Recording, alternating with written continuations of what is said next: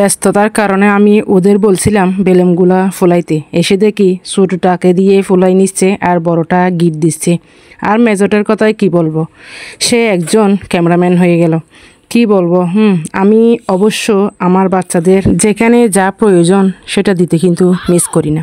কথাই আছে, মাটি নরম থাকা অবস্থায় যে সেটাকে যে কোনো আকৃতি দেওয়া যায়, বাট যদি মাটি শক্ত হয়ে যায় তখন কোনো আকৃতি দিতে গেলে ভেঙে যায়। সব কিছুর একটা সময় আছে, সঠিক সময় সঠিক শাসনটা দিতে হবে। সন্তানকে শুধু আদর দিয়ে আগলে রাখতে হয় না, এতে সন্তান বেশি আদরে বাঁদর হয়ে যায়।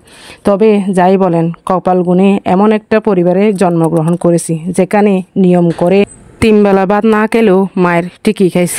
মাঝে মধ্যে আম্মা খুশি হয়ে এক্সট্রা মায়ের ফ্রিতে দিত। বয়সে বড় কাউকে তুই বলে রাখলে মায়ের, বড়দের সামনে পায়ের উপর পা তুলে বসলে মায়ের, মুরব্বীদের সাথে কথা বলার আগে সালাম না দিলে মায়ের।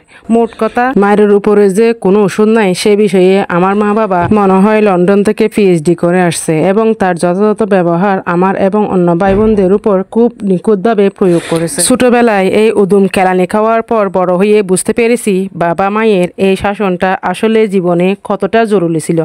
কার সঙ্গে কিভাবে কথা বলতে হয়, কাকে কিভাবে সম্মান দিতে হয়, কোন পরিস্থিতিতে নিজেকে কিভাবে করতে হয়, এই জিনিসগুলো শিখতে পারতাম না যদি না ছোটবেলায় এই উদুম কেলানিগুলা না খাইতাম। কথাটি তিতা হলেও বাবা মা যেদিন থেকে সন্তানকে শাসন করা কমিয়ে দিয়েছে সেদিন থেকে সন্তানরা বিগড়ে যাওয়া শুরু করেছে।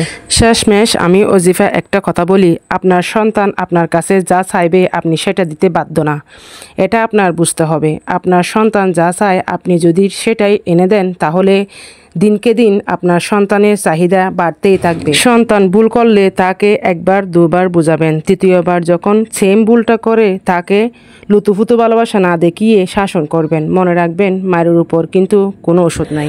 তো আজকে এতটুকু। আপনারা সবাই ভালো থাকবেন, সুস্থ থাকবেন। আল্লাহ হাফিজ। আসসালামু আলাইকুম।